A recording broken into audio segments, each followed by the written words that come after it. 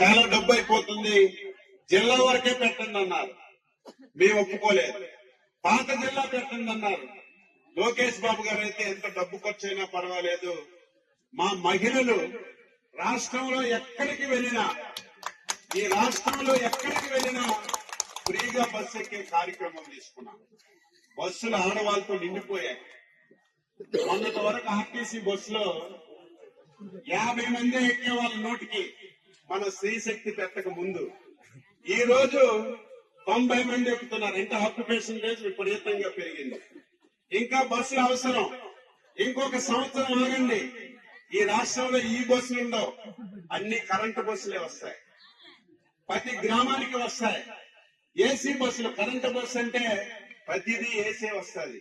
మొత్తం ఎలక్ట్రిక్ బస్సులన్నీ కొని ఇంకా ఎక్కడ అవసరం ఉంది, ఇంకా ఏ గ్రామానికి అవసరం ఉంది, అందరికీ బస్సులేసి ప్రతి ఒక్క మహిళకి ఉచితంగా స్త్రీశక్తి కింద బస్సులు ఇచ్చే కార్యక్రమం చేశాం.